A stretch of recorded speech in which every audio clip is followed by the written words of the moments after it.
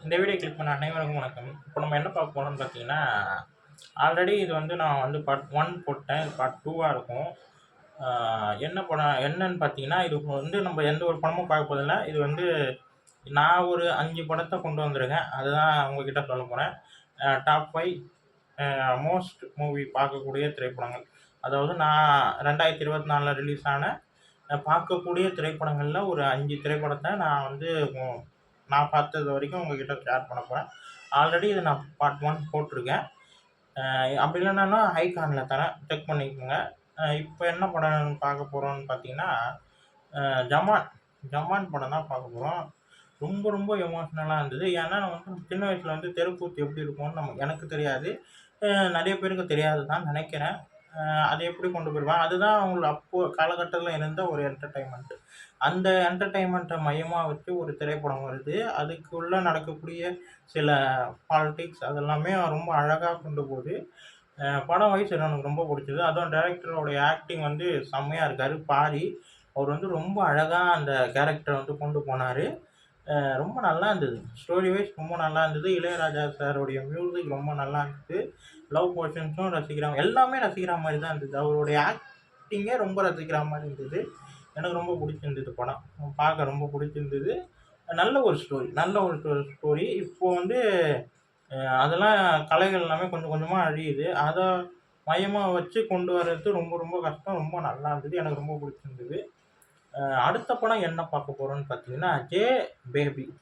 நம்ம ஊர்வசி மேம், அட்டகத்தி தினேஷ், அப்புறம் லொல்லு சபா மாறன் இவங்க எல்லாமே ஒரு பண்ண திரைப்படம். இந்த திரைப்படம் வந்து உண்மை சம்பவத்த மையமா வைத்த எடுத்த திரைப்படம் இது.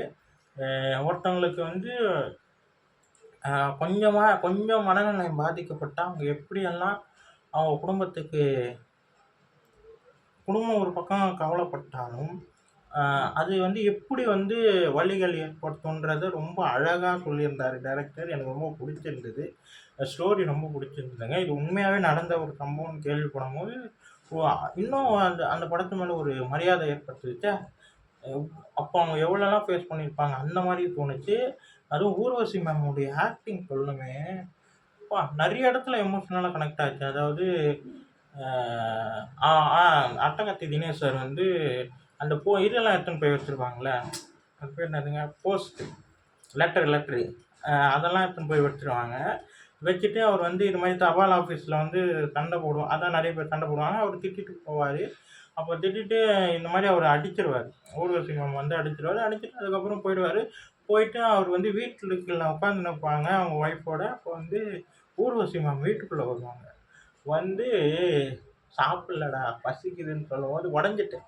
அந்த அந்த அந்த ஒரு ஊர்வசி மேம் வந்து புதுசா தெரிஞ்சாங்க. இதுவரைக்கும் ஹீரோயினியா நெறைய படம் பார்த்துருப்போம். இதில ஒரு அம்மா கேரக்டர்ல அவங்க பண்ணும்போது, அப்படியே உடைஞ்சுட்டேன். ரொம்ப அழகா சொன்னாங்க. ரொம்ப அழகா இருந்தது. நெறைய இடத்துல எமோஷனல் எனக்கு கனெக்ட் ஆச்சு அந்த படம் பார்க்கும்போது. இப்போ கூட வாய் கொளறுது சொல்லும்போது, அந்த அளவுக்கு எமோஷனலா இருக்கு அந்த படம் பார்க்கும்போது. அப்புறம் இந்த ஹெல்பிங் கேரக்டர் ஒருத்தர் வருவாருங்க. உண்மையாவே ரியலாவே அவர் அந்த சம்பவத்தில ஹெல்ப் பண்ணவர் தான் இந்த படத்தில பண்ணியிருக்காரு. ஐயோ! செம்ம ஆக்டிங். அவரு எதார்த்தமா இருந்தாருங்க. ரொம்ப எதார்த்தமா பேசுறாரு, எதார்த்தமா போறாரு, வராரு. ரொம்ப நல்லா இருந்தது. ஸ்டோரி வைஸ் எனக்கு ரொம்ப புடிச்சிருந்தது. இந்த படம் கண்டிப்பா பார்க்க வேண்டிய திரைப்படம். இப்போ கூட அமேசான் பிரைம்ல இருக்குங்க படம். ரொம்ப நல்லாருக்கு. ரொம்ப நல்லா இருந்தது. எனக்கு ரொம்ப புடிச்சிருந்தது. அ அடுத்த படம் என்னன்னு பார்த்தீங்கன்னா நம்ம கவின் சாருடைய படம் ஸ்டார். ஏன்னா சினிமா ஆசை வந்து எல்லாருக்குமே இருக்கும். சினிமா ஆசை வந்து ஏதாச்சும் ஒரு சினிமாக்குள்ள போகணும்னு ஒரு ஆசை எல்லாருக்குமே இருக்கும். எல்லாருக்குமே இருக்கும். அ என்ன உட்பட எல்லாருக்குமே இருக்கும். அதனால அந்த சினிமாவ மையமா வச்சு அது சான்ஸ் கேட்டு அவர் உள்ள போகும்போது, அதில ஏற்பட்டு அவருடைய ஆக்சிடென்ட்ல அவர் ஃபேஸ் மாறுனது, அதுக்கப்புறம் சாதிக்கிறாரு பார்த்தீங்களா? அது ரொம்ப அழகா இருந்தது.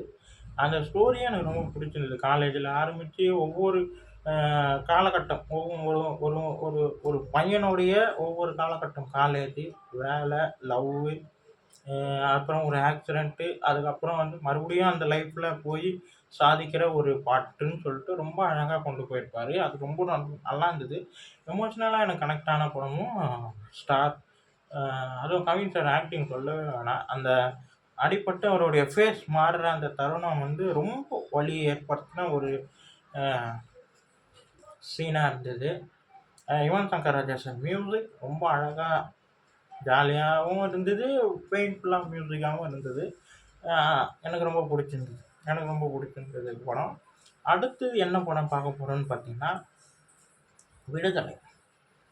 விடுதலை படம் ரொம்ப வெற்றிமாறன் சார் டைரக்ஷனில் விடுதலை part 2. Vijay Sethupathi sir acting. அதில் வந்து கெயின், அதாவது கருணா சாரோடைய பையன் கெயின், அவங்க தான் கதையே ஸ்டார்ட் ஆகுதுங்க. அவர்கிட்டேருந்து தான் கதையே ஸ்டார்ட் ஆகுது. அப்படியே கதை மூவாக அவ்வளோ அழகாக கொண்டு போனார். இந்த படம் எனக்கு ரொம்ப பிடிச்ச காரணம் வந்து கெயின் அவங்கக்கிட்டேருந்து கதை போனது ஒன்று, வெற்றிமாறன் சார் சொன்ன விதம் ஒன்று, விஜய் சேதுபதி சார் ஆக்டிங், தரமான ஆக்டிங், ரொம்ப ரொம்ப நல்லா இருந்தது. அதுக்குள்ளேயே அதுவும் சேத்தன் சார் வந்து செம்ம ரோலு. அவர் வந்து ஒரு மாதிரியான ஒரு ரோலுங்க. அது ரொம்ப நல்லா இருந்தது. எல்லாமே சூரி சார் கூட ரொம்ப அழகாக பார்ட் 1ல் பண்ணார். பார்ட் 2ல் வந்து அவர் விஜய் சேதுபதி சாரை கண்டுபிடிக்கிற விஷயம் தான், அதுவும் ரொம்ப நல்லா இருந்தது. அதுக்கு அடுத்து எனக்கு என்ன தோணுச்சுன்னா, பார்ட் 3 வரணும்னு தோணுச்சு. சூரி சார் என்ன பண்ணுவார்? இப்போ வந்து விஜய் சேதுபதி சார் கருப்பன் வாத்தியாராக இருந்தார். அவரை வந்து பிளான் பண்ணிடுவாங்க. அது உங்களுக்கே தெரியும். நான் ஸ்டோரியை சொல்லலை, எனக்கு அவரோட ஆக்டிங் பிடிச்சிருந்தது. அதுக்கப்புறம் பார்ட் 3 வரணுன்ற ஆர்வம் இருக்குது. ரொம்ப நல்லாயிருக்கு. ஸ்டோரி வைஸ் ரொம்ப பிடிச்சிருந்து. எல்லாமே விடுதலை படம் எல்லாமே எனக்கு ரொம்ப பிடிச்சிருந்தது. அடுத்து பார்க்க வேண்டிய திரைப்படங்க அது மெய்யழகன். நம்ம கார்த்திக் சார், அரவிந்த் சாமி சார் 2 பேரும் சேர்ந்த திரைப்படம்.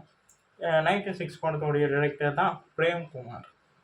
அவருடைய 96 காதலை மையமாக வச்சு எந்த அளவுக்கு அழகாக காதலை தருணத்தை ரொம்ப அழகாக சொல்ல முடியுமோ அந்த அளவுக்கு இந்த மெய்யழகன் உடைய அன்பையும் ரொம்ப அழகான சொல்லியிருப்பார்.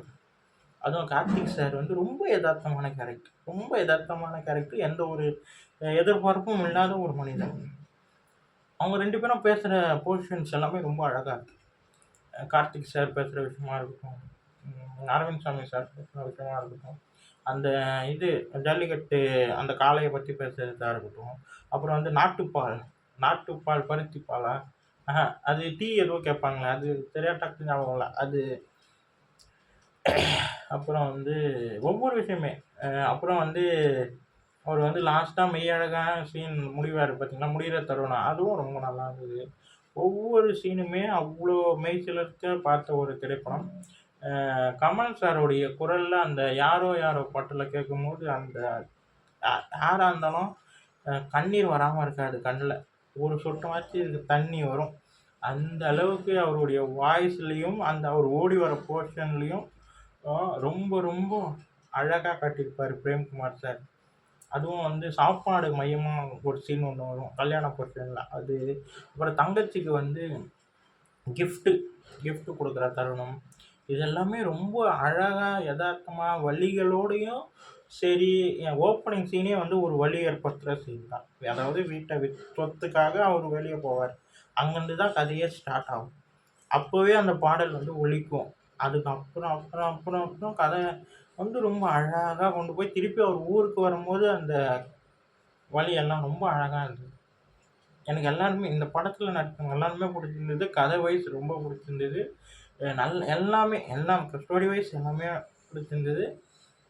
இந்த வீடியோ உங்களுக்கு பிடிச்சிருந்தா லைக் பண்ணுங்கள், ஷேர் பண்ணுங்கள், மறக்காமல் சேனலை சப்ஸ்கிரைப் பண்ணுங்கள், என்னை மோட்டிவேஷன் பண்ணுங்கள். அடுத்த வீடியோவில் நம்ம சந்திப்போம். பாய்.